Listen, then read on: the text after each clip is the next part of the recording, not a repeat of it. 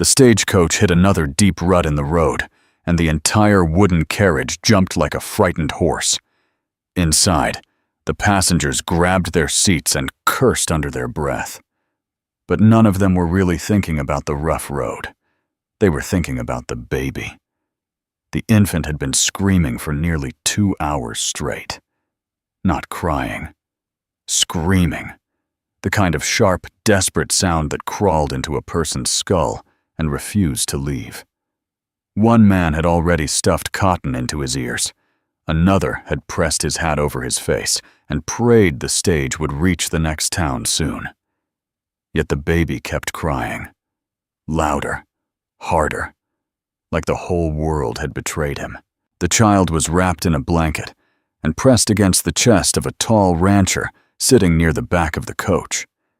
The man looked like someone used to controlling difficult situations. His shoulders were wide, his jaw tight, his clothes expensive despite the trail dust covering them. This was Owen Sutton. In Colorado and Wyoming territory, his name meant something. He owned thousands of acres of grazing land and employed more men than some small towns. But none of that power meant anything right now, because he could not make his son stop crying.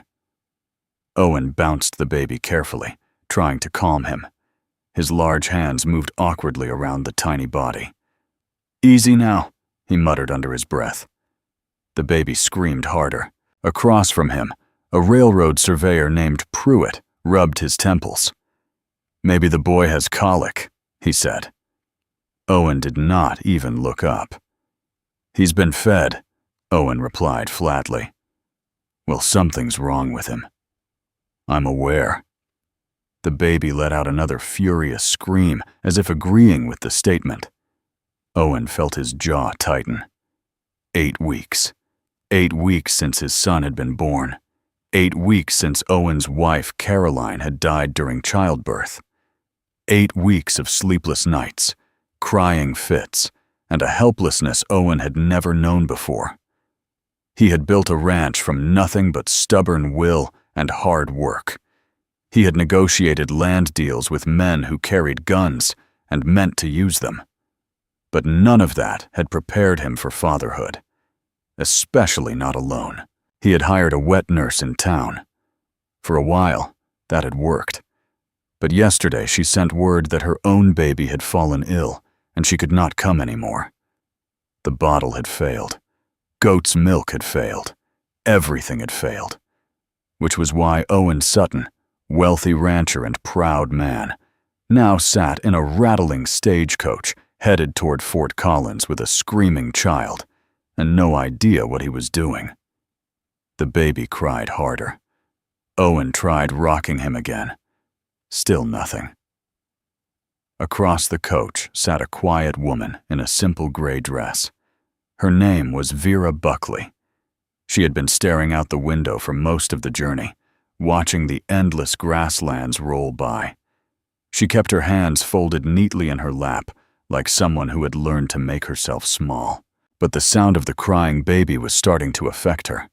Her fingers tightened slowly together, because her body recognized that cry, and her body remembered what it meant.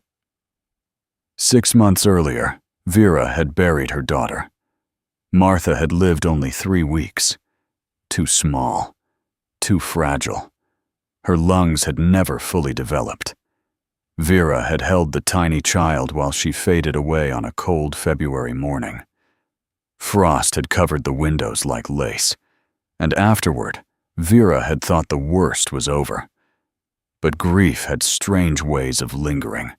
Her body had continued producing milk long after the baby was gone. Painful reminders of what she had lost. The midwife had suggested tight cloth binding and bitter herbal teas. Slowly, the milk had lessened, but it had never fully stopped. Now, sitting only a few feet from a screaming infant, Vera felt something terrible and familiar happen. Her chest tightened. Warmth spread through her body. The instinct returned like a forgotten command. Feed the baby. Vera closed her eyes and tried to ignore it. This was not her child. This was not her life. Across from her, Owen Sutton looked down at his son with raw exhaustion. The baby's cries had changed now. They sounded weaker, more desperate. The cry of a child who had moved past anger and into panic. Vera's heart twisted painfully. She knew that cry. Every mother knew it. The baby was hungry. Really hungry. Owen tried the bottle again. The infant pushed it away and screamed. One of the passengers groaned loudly. "I'm riding up top with the driver," Pruitt announced. He climbed out of the coach through the front door without another word. No one stopped him. Inside the coach, the crying continued. Vera could feel the pressure in her chest growing. Her hands trembled slightly. She tried to keep looking out the window, tried to pretend none of this was happening. But the baby cried again, and something inside her finally broke. Vera stood up carefully as the stagecoach rocked along the trail. Owen looked up at her immediately, defensive and tired. Vera gripped the seat to steady herself. "He's hungry," she said quietly. Owen frowned. "He's been fed. Not the way he needs." The words hung in the dusty air of the coach. Owen stared at her. Understanding came slowly. Then shock. "You're a widow?" he asked. Vera nodded once. "I lost my daughter 6 months ago." She swallowed. "My body hasn't forgotten how to feed a baby." Silence filled the coach. Owen looked down at his screaming son, then at Vera. "You would do that?" he asked quietly. Vera met his eyes. "For him," she said. "Not for you." Owen hesitated only a moment. Then he pulled the small curtain across the back of the stagecoach to give them privacy. His hands trembled slightly as he handed the baby over. Vera took the child carefully into her arms. He was lighter than she remembered Martha being. The baby screamed once more. Vera adjusted him gently. "Shh," she whispered softly. And then she did the unthinkable. Behind the thin curtain of the stagecoach, the world suddenly became quiet. Not truly quiet, of course. The wheels still rattled over the rocky trail. The driver still shouted at the horses. Dust still drifted through the wooden frame of the coach. But for Vera Buckley, everything else disappeared. She loosened the buttons of her dress with steady fingers, even though her heart was pounding hard in her chest. This was madness. She barely knew the man sitting on the other side of the curtain. She did not know his life, his past, or the kind of man he truly was. But she knew the sound of a starving baby. And that was enough. The child screamed again, his tiny body shaking with anger and exhaustion. Vera guided him gently toward her breast. For a moment he resisted, confused by the change. Then instinct took over. The baby latched. The change was instant. The crying stopped so suddenly that it felt almost shocking. Instead of screams, the coach filled with the quiet rhythm of feeding. Small gulping sounds, soft breaths, the tiny movements of a baby finally getting what he needed. Vera gasped softly. The first pull was painful. Her body had almost forgotten this feeling. But then the pain faded into something else. Relief. Warmth. A strange sense of rightness that made tears suddenly spill down her face. The baby drank greedily, his small hands opening and closing against her skin as if he could not believe his luck. Vera cried silently while holding him. Her body remembered everything, the weight of a baby in her arms, the quiet connection between mother and child, the feeling of giving life through her own body. It had been 6 months since she had felt that. 6 months since Martha had died in her arms. Now this tiny stranger clung to her as if she had always belonged to him. "Easy now," she whispered softly. "There you go." The baby made a small, satisfied sound and kept feeding. Outside the curtain, Owen Sutton stood with his back pressed against the wall of the coach. His hands were braced on either side of him, as if he needed the support.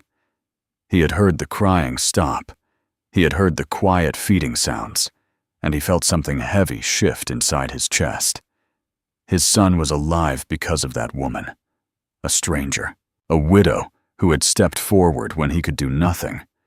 The middle-aged woman sitting nearby leaned toward him.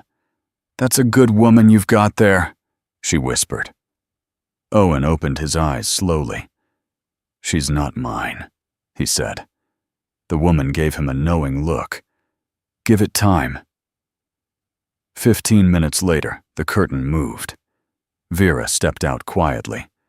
Her dress was buttoned again, her expression calm, though her eyes were still slightly red. In her arms, the baby slept peacefully. His face had relaxed. The angry redness was gone from his cheeks. He looked like a completely different child. Owen stared at him in disbelief.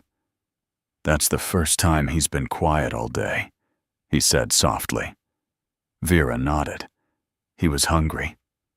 Owen reached out carefully and took his son back into his arms. For a moment, his fingers brushed Vera's hand. Their eyes met. "Thank you," Owen said. His voice was rough. Vera simply nodded and returned to her seat across from him. She turned her face toward the window again, watching the endless grasslands roll past. But something inside her had already changed. The rest of the journey passed quietly. The baby slept. The passengers relaxed. Even the driver seemed less angry with his horses. By the time the stagecoach finally rolled into Fort Collins at sunset, the sky was glowing orange behind the distant mountains. The coach stopped in a cloud of dust. Passengers climbed down gratefully. Owen stepped onto the boardwalk first, still holding his sleeping son. Vera followed a moment later, retrieving her small trunk from the luggage rack. She adjusted her bonnet and prepared to leave. This was the end of it. She had helped a stranger's child. Now their lives would go separate ways. But before she could walk away, Owen approached her. "Miss Buckley," he said. Vera turned. "Mr. Sutton." They were careful now. Formal again. Two strangers pretending the intimacy of the stagecoach had never happened. "My sister lives here," Owen said. "I'll stay with her tonight."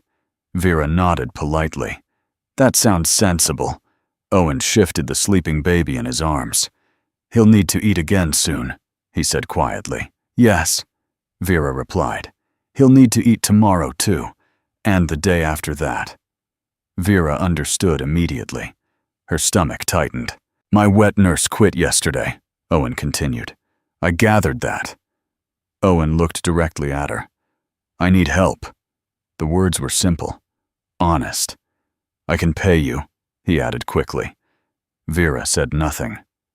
$30 a month, Owen said. "Room and board, separate quarters. You would care for my son." $30.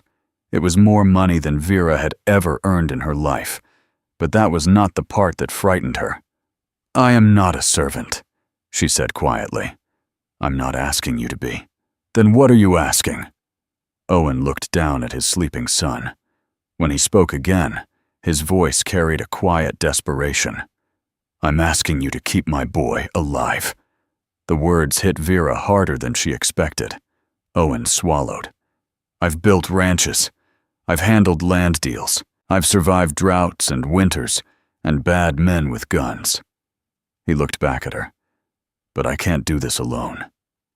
Vera stood silently while the evening wind moved through the dusty street.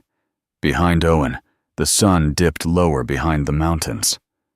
"Just 1 month," Owen said quietly, "until I can find another solution."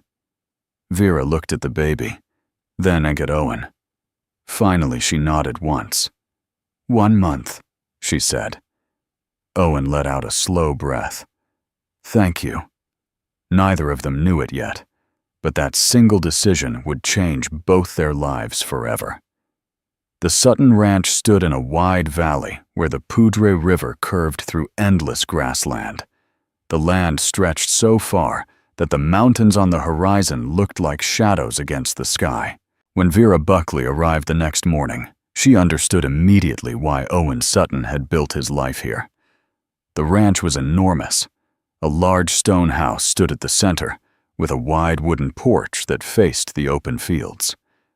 Nearby were barns, stables, bunkhouses, and long wooden corrals where horses moved restlessly in the morning light. It was beautiful and intimidating. A ranch hand named Rex had driven Vera out from town in a wagon. He spoke very little during the journey, only pointing when they arrived. "Boss said you stay there," he said, nodding toward a small cabin about 50 yards from the main house. The cabin was simple but clean. Inside was a bed with a handmade quilt, a small table, a chair, and a stove for cooking. It was not fancy, but it felt safe. Vera placed her trunk beside the bed and slowly unpacked the few things she owned. 3 dresses, her sewing kit, a worn Bible, and a small wooden box she had carried everywhere since her daughter died. She opened the box carefully. Inside lay the tiny white gown she had sewn for Martha. Her fingers touched the fabric for a moment. Then she closed the box again and slid it beneath the bed. Some grief you carried with you, other grief you set down, even if only for a little while. After washing her face, Vera walked toward the main house. She found Owen in the kitchen trying to heat a bottle while holding the baby in one arm. The child was already starting to cry. "You're heating it too fast," Vera said from the doorway. Owen jumped slightly. "What?" "The milk. It will burn his mouth." She crossed the room calmly, took the bottle from his hand, and started again. Owen watched quietly as she tested the temperature on her wrist. "You've done this before," he said. "Yes." The baby began crying harder. Vera held out her arms. "May I?" Owen handed the child over without hesitation. Vera settled into a chair and tried the bottle first. The baby refused immediately, turning his head away with a frustrated cry. She sighed softly. "Well," she said gently, "we tried." A moment later, the kitchen filled with quiet feeding sounds as the baby nursed peacefully. Owen leaned against the counter, watching in silence. "What is his name?" Vera asked after a moment. Owen hesitated. "He doesn't have one." Vera looked up. "He's 8 weeks old." "I know." "We never decided," Owen said quietly. "My wife wanted James after her father. I wanted Thomas." He swallowed. "Then she died before we could finish the argument." The baby finished feeding and fell asleep against Vera's chest. She looked down at the tiny face resting peacefully. "He deserves a name," she said gently. Owen nodded slowly. "You choose," he said. Vera blinked in surprise. "Me?" "You're keeping him alive," Owen said simply. Vera thought for a moment. "Thomas James Sutton," she said softly. "That way you both win the argument." Owen nodded once. "Thomas," he repeated quietly. The name fit. Life at the ranch slowly developed a rhythm. Thomas woke every few hours crying loudly. Vera fed him, walked him, and sang softly when he could not sleep. Owen tried to help, though he often looked like a man attempting a job he had never trained for. One morning, Thomas spit milk across Owen's shirt. Vera laughed before she could stop herself. It was the first real laughter she had made in months. Owen looked down at the mess on his shirt. "I believe that was deliberate," he said. "He's forming opinions already," Vera replied. "He takes after his father." Weeks passed, then months. Vera began moving through the house like she belonged there. She cooked, cleaned, mended clothes, and made small shirts for Thomas when the old ones grew too tight. Owen worked long days on the ranch, but he found reasons to stop by the house more often than necessary. Sometimes he checked on Thomas. Sometimes he watched Vera quietly while she worked. Something gentle and complicated began growing between them. Neither of them spoke about it. One evening, Vera received a letter. The handwriting on the envelope made her hands turn cold. It was from Jasper Goodwin. 12 years earlier, Jasper had promised to marry her. For years, she had waited while he wrote letters filled with excuses about work and obligations. Now, after more than a decade, he was finally coming to claim that promise. When Owen returned from Denver a week later, he found Vera sitting in the kitchen holding the letter. "He's coming here," she said quietly. "Who?" "The man I was supposed to marry." Owen's face hardened slightly. "And what do you want to do?" "I don't want him." "Then tell him no." Weeks later, Jasper arrived at the ranch in a polished suit that looked terribly out of place among cattle and dust. Vera met him in the yard with Thomas in her arms. "We had an understanding," Jasper said. "We had letters," Vera replied calmly, "and 12 years of excuses. I can provide for you. I'm not waiting anymore." She turned and walked back toward the house. Behind her, Owen stepped forward onto the porch. "I think the lady made herself clear," he said. Jasper left shortly afterward. That evening, Owen found Vera in the kitchen. "I'm staying," she said quietly. Owen stared at her. "Because I want to," she added. "Not because I have nowhere else to go." Owen stepped closer. "Then stay," he said softly.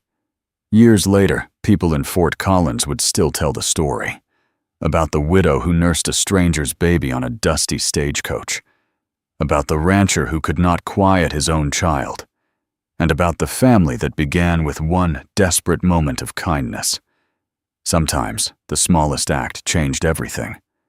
Sometimes the unthinkable thing saved everyone.